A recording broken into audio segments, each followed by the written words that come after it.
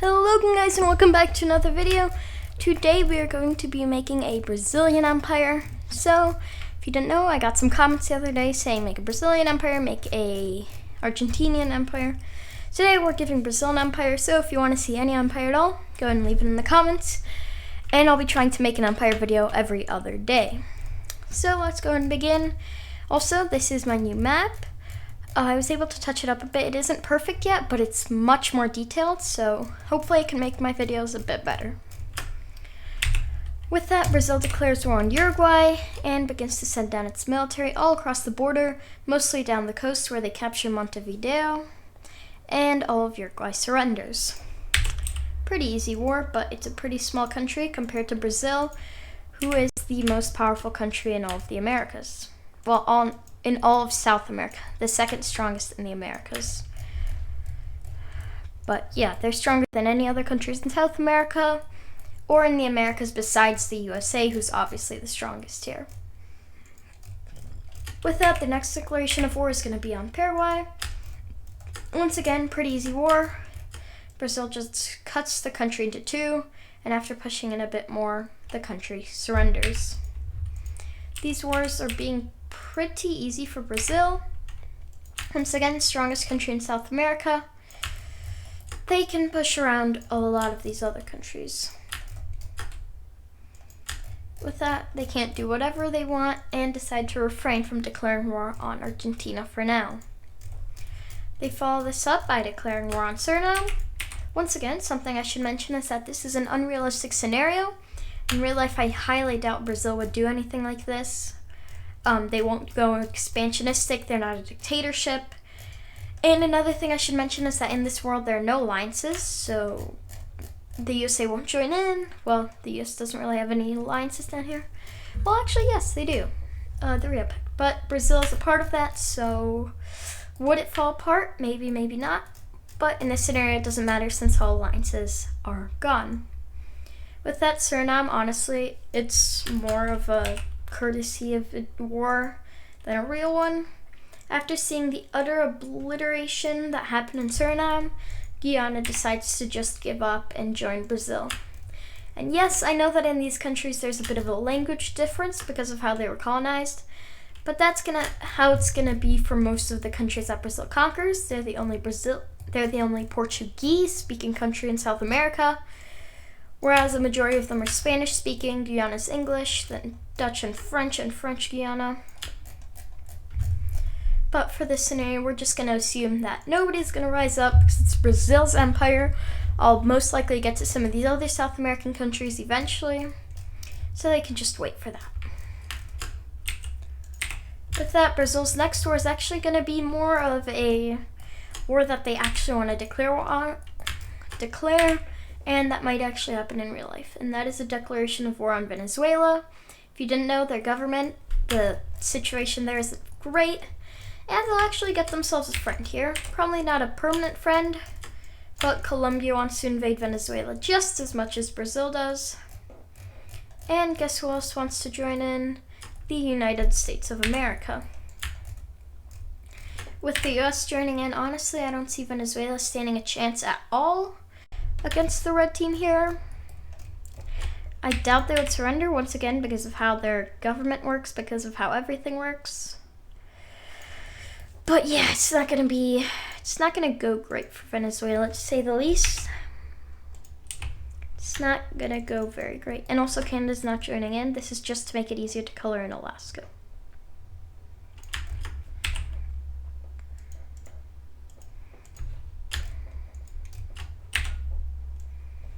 So yeah, it's pretty much a bunch of countries, aka the USA, Brazil, and Colombia, all against Venezuela.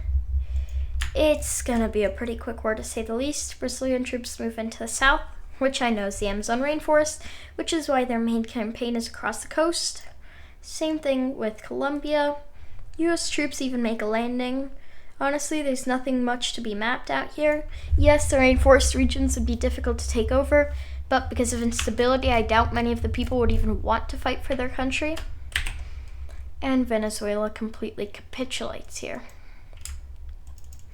With that, it is divided up into a few sections. Colombia gets some land, particularly along the border to connect up this little, I mean, it's not an exclave, it's in real life, it is connected, but it's not the best thing ever.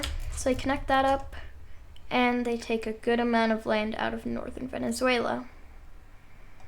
With that, Brazil also takes a majority of the south, and just all along the border, and the rest of this is puppeted by the USA as their piece of land from the war. They didn't actually annex any land. They got pretty much a puppet state out of the new Venezuelan government. With that, we can go ahead and color that in. Once again, just everyone destroying Venezuela. The reason they weren't fully annexed was because the USA wanted something out of this, and I doubt they're the best friends with Brazil anymore in this scenario. So they take a puppet to have some influence in the region, just making sure that Brazil doesn't take over all of South America. It's pretty much what I'm saying here. But Brazil does have a good portion of it, as they annex, I want to say, almost half of Venezuela. They are now, how big are they? They're pretty large. Would they be bigger than the USA yet? That is a good question, actually. In real life, they're bigger than the contiguous 48 states, not counting Alaska. Brazil's actually larger. So with all of this added land, would they be bigger? Probably not, but it would definitely be very close to the land area of the United States.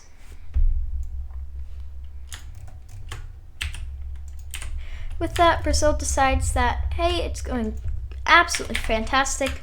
Why not continue to expand with zero consequences? Although sadly for them, that's not how it always goes. So where will they be going next? Well, look around them.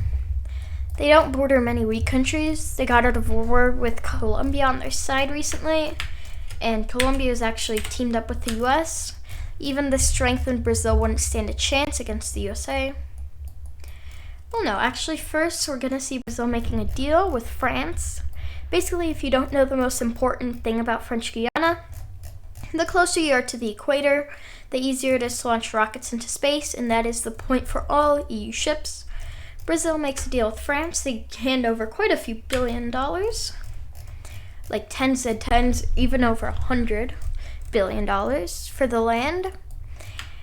They basically make a peace treaty with the European Union and grant them complete access to put their spaceships even closer to the equator, more down around here instead of up here. With that, French Guiana is given independence in the peace treaty. Well, not a peace treaty, just in a treaty that was signed, and then almost instantly given over to Brazil. Now with even more influence in the region, Brazil decides to declare one more war, which is going to be on Bolivia. What they didn't see happening here, though, was their first huge war. Up until now, they've had it pretty easy expanding into smaller and weaker nations, but the rest of South America is absolutely done with that. As we see Argentina, here, give me a second. I mean, they're better than Chile, but they still have quite a few islands. So we see Argentina joining against them, along with Peru. So yeah.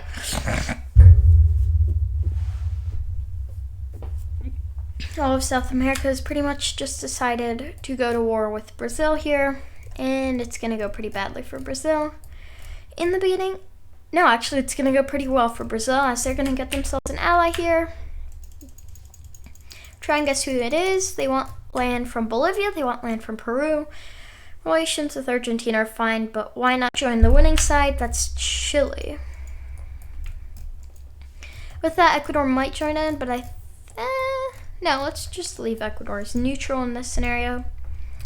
I don't really think they join this war on either side. They join the blue team, they die. They join the red team, they die.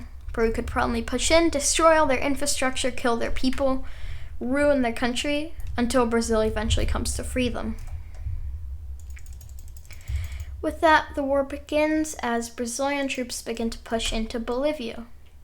This was fully planned, which means that Brazil is having a pretty easy time pushing into Bolivia, capturing the capitals and meeting up with Chile, who is pushing into southern Peru and northern Argentina. If you didn't know, mountains all along here. So there's going to be a huge stalemate along the border, unless someone can make one spearhead through with a lot of troops. With that, we actually see Argentina making a campaign over into southern Brazil, as the area is vastly undefended, with most Brazilian troops being along the Bolivian border or up north, where they have just taken over Venezuela and a few other countries and still need to quell any rebellions in the region. With that, Argentina is having a very easy time pushing into southern Brazil until Brazilian troops arrive and instantly put a stop to it. They also begin to push into southern Chile, deciding that any land gained is land that they might be able to take in a quick peace treaty. That's probably what the blue team's going to go for here, try and get enough land to the point where you can get peace and then leave the war. But it's probably not going to happen, as the red team is pushing heavily into northern Argentina with troops that were already in Bolivia. These troops are having a very easy time pushing into northern Argentina, as they didn't expect Chile joining in, except for here in the south. They had invasions planned. But in the north, let's just say their defenses along the Bolivian border were not great. They expected the country to hold on a little longer, as although Brazil is very powerful here, a lot of countries are underestimating them. This goes badly in Peru as well, as Bolivia is completely captured, and they snake down the Peruvian coast, cut it in half, capture Lima, all of the Peruvian coast, and with that, Peru surrenders. What's going to happen now? Pretty much the complete and utter obliteration of all Argentine troops. We just see, red team troops flooding into the north. I already said that there were mountains here, the Andes, but honestly, Argentina is dying here, and no mountains can help them. In real life, they have great geography. Mountains in the east, the Atlantic Ocean in the east, mountains in the west, and rivers in the north. But that is not going to be enough to save them here, as the entire red team is just absolutely destroying them. Buenos Aires is captured, along with pretty much all their important land along the coast, and in the central land, as I said, rivers, leading to a lot of fertile land. With that, Argentina surrenders, and a peace treaty is going to be made.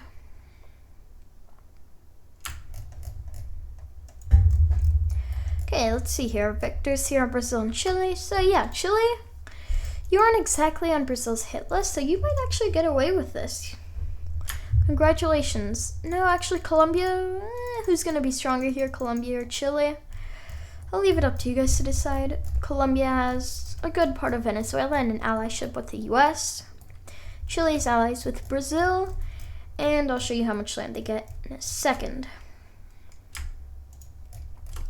With that, Argentina is planning to take southern Chile, but that backfires as Chile takes southern Argentina. They basically, just take a lot of the more useless parts, but Chile is not complaining, as they also get to push over here into Bolivia and into Peru, making them a lot longer. With that, we see, no, I don't like those borders. We actually see Chile pushing even more down over here in the south, whilst they're pushed back much sooner, making them not very long in the south, but it'll give them a nice kind of odd shape, to say the least. With that, they begin to push into Bolivia and down the coast of Peru, so yes, they'll be longer, but they'll be a lot wider in the south. Super powerful. As for Brazil, they're going to annex everything that's left of Argentina, all that's left of Bolivia, and about half of Peru, although Peru's allowed to keep their capital and a bit more important land along the coast. With that though, we actually see Peru uniting with what's left of with Ecuador. They're both pretty weak now, could use the help.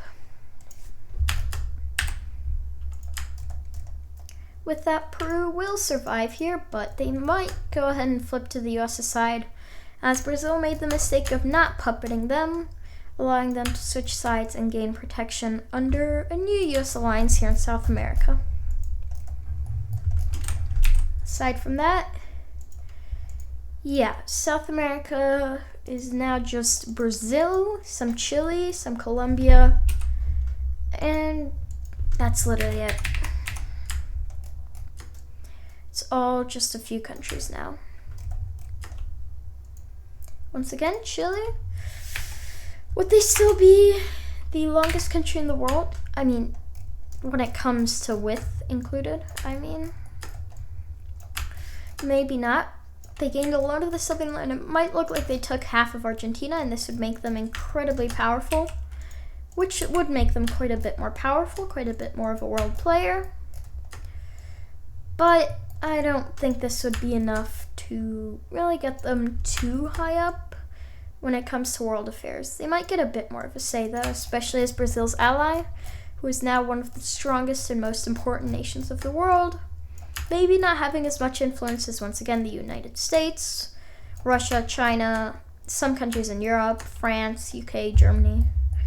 Actually, no. They might have actually passed up those countries now, being about on par with Russia and China and the USA. Still weaker, but it's definitely close, considering their influence in South America with allies and puppets. They could very easily get a seat at the UN Security Council, something. They basically get veto power over nations joining the UN and some other things. Brazil might get membership to that. They are considering adding some more countries, such as India as well. But that's more of a real life thing. In this scenario, this is about, I don't know, how much longer is this than in real life? I'd say this is 2034, so World War III would have most likely played out by now. But just for this scenario, we actually have no World War III happening. The world just decided Brazil's gonna expand and we're all gonna do nothing because this is Brazil's video. They get to expand, nobody else gets to have wars or expand. With that, let's go ahead and take a look at these final borders. Once again, they have an ally in Chile. They have a well, no, they actually don't have, no, they don't have any puppets. They just annexed all the land for themselves. This would be difficult. A lot of this land would be Spanish speaking, especially here in the south. But if Brazil makes it another official language, they would probably get by. With that, I do hope you guys enjoyed, and I'll see you all next time. Bye.